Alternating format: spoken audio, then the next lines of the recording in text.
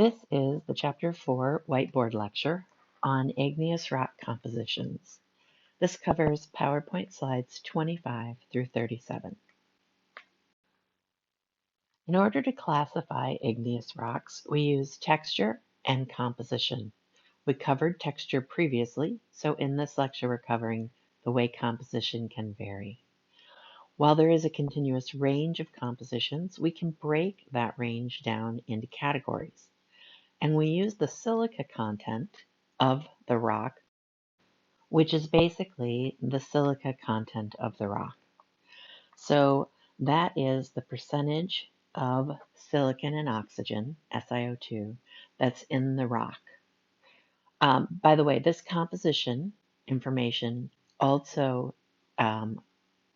refers to magma composition. So when we talk about composition, we're talking about both a rock and the magma that the rock would have crystallized from. And it turns out that silica, or percent SiO2, corresponds to what minerals we find in the rock, because the more silica there is in a rock, the specific types of minerals will crystallize out of that magma. So this is a slide from your textbook, figure from your textbook, and it's a little complicated at first glance. So I'm gonna try and break it down a little bit. So there are three main portions. There is this top portion first. This has the composition of the rock or magma across the top row, and then it has rock names that correspond to those compositions in the second two rows. Some of these compositions, two of them in particular, should look familiar to you. Over here under granitic, we have the word felsic. So remember, felsic was a rock that contained a lot of those light colored minerals. And then over here under basaltic, we have mafic, and that referred to a rock that had a lot of the dark or ferromagnesian minerals in it. So the middle portion here is the minerals that would occur in the corresponding rocks. So there are some dashed lines coming down here, basically just dividing up which minerals you would find in which rocks. There's percentage over here on the left-hand axis. So it's basically telling you proportionally how much of each mineral you would find in a rock of that composition. And then down at the bottom, we have some arrows pointing in different directions. We can see that we've got increasing silica in this direction. So basically that's that SiO2 or silica. That's how we're categorizing the rocks. We've got increasing potassium and sodium also in this direction.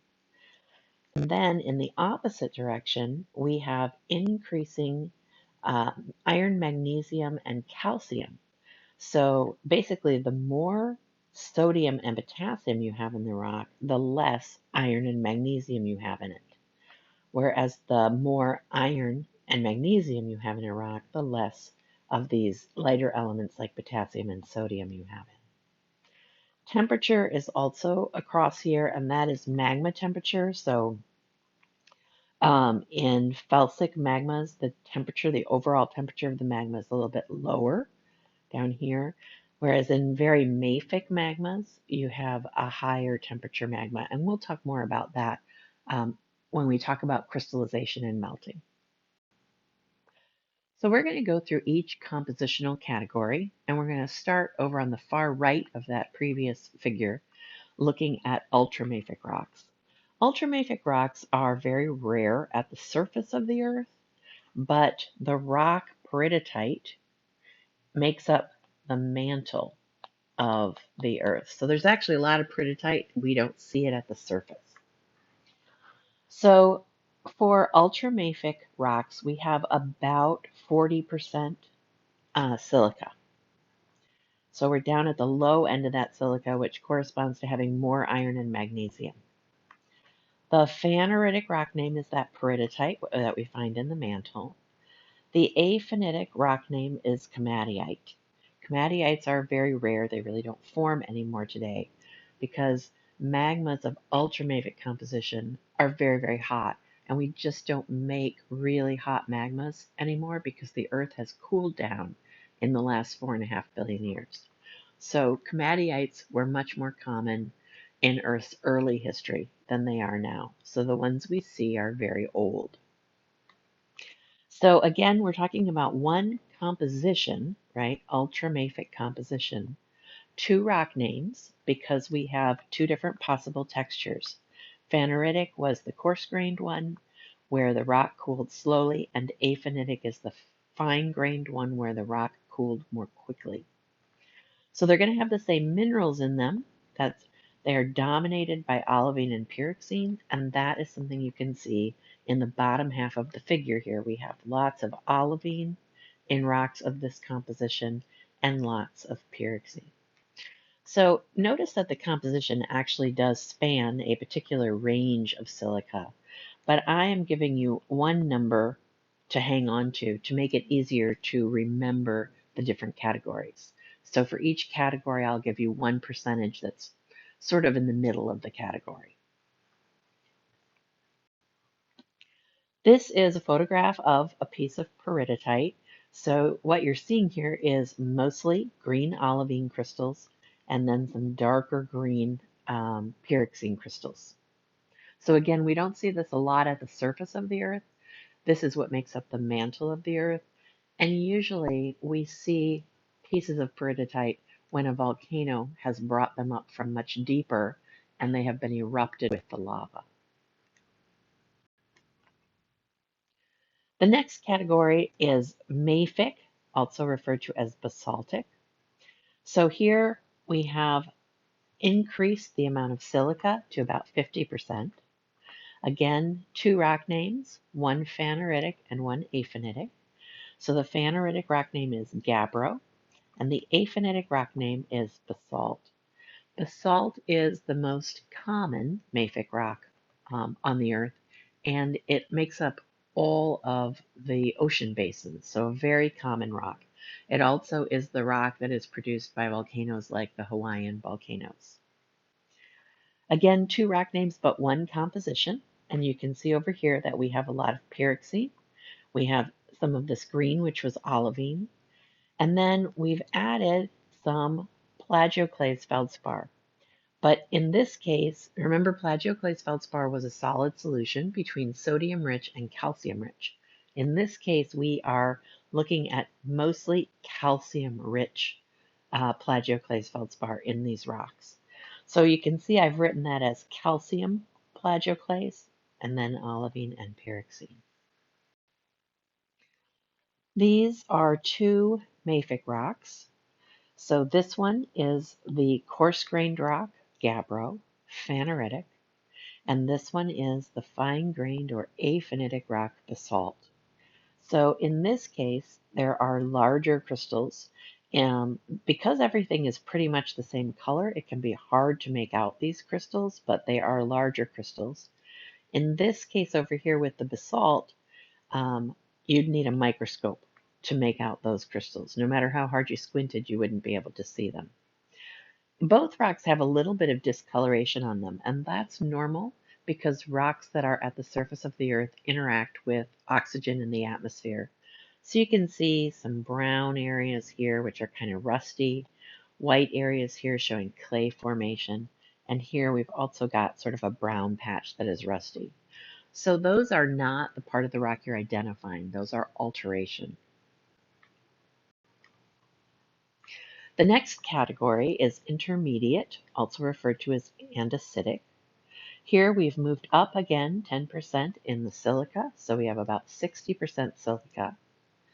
Rock names, phaneritic is called diorite, aphanitic is called andesite. Andesite is actually named for the Andes Mountains, which are made of a lot of andesite, and that rock was first described from those mountains, and that's how it got its name. The mineral composition here includes a lot of plagioclase feldspar here, but in this case we're sort of right in the middle between the the sodium-rich and the calcium-rich, which extends further up there. So we have an in-between plagioclase, and the way I tend to write that is that it's a calcium-sodium plagioclase. And then we have a lot of olivine. So we've got just these two minerals dominating this rock. Now you can see other, like this is some pyroxene down here, and there are some other lighter colored minerals up here. But what I want you to remember are which minerals dominate the rock. And in this case, it's that in between plagioclase and the amphibole. Pictures of intermediate rocks. So again, andesite is the fine-grained or aphanitic. Diorite is the coarse-grained. You can see that the amount of plagioclase versus amphibole can vary. So down here, this rock has a lot more white and a smaller proportion of black. The white is the plagioclase, the black is the amphibole. Up here we have a higher proportion of the amphibole, the black colored minerals. When you make these crystals microscopically small, they tend to blend together.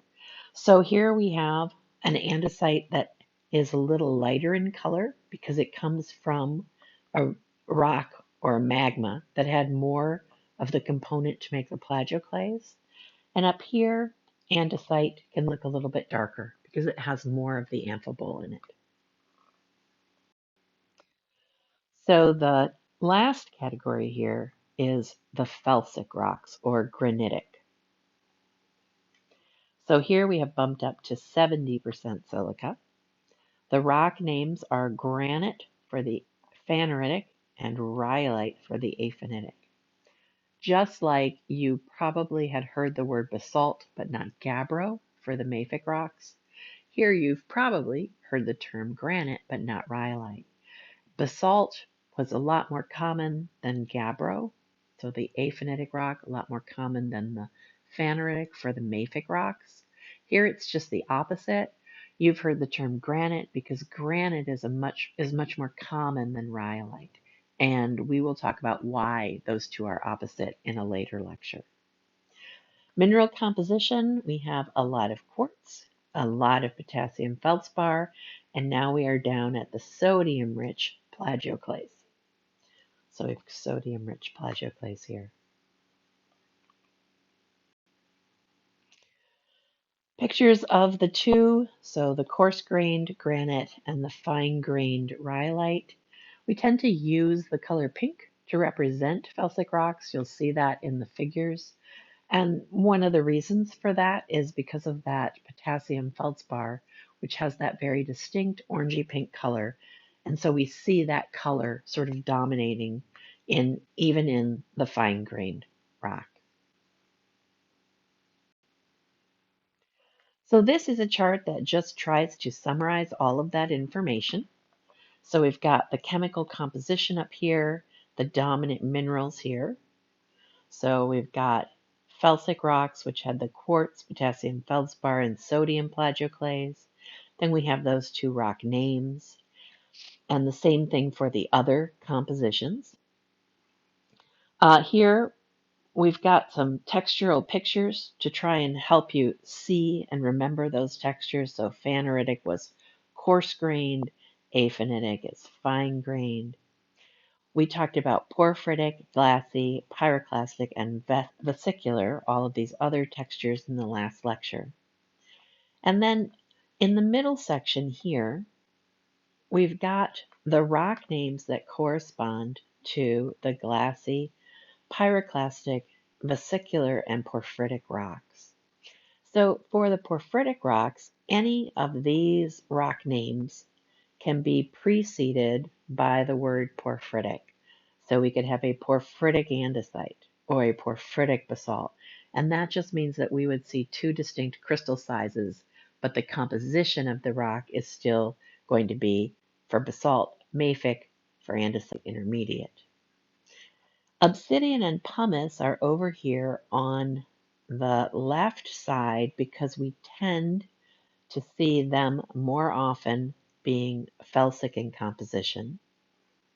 Scoria is a vesicular basalt, so it will always be mafic. Pumice also tends to be more felsic, so again, it's over here on the left-hand side because it's going to be more felsic. And then finally, there's a figure from your book here which can help you in identifying your samples from your lab kit, just especially with the textures and somewhat with the colors. So you can see down here you've got porphyritic rocks, just showing the large crystals surrounded by smaller crystals. And then these are the six main compositional rocks. So we have two in the felsic group, two in the intermediate, and two in the mafic, corresponding to the phaneritic and the aphanitic textures. So you might find these handy to look at when you're trying to identify the samples in your book. Sorry, in your lab kit.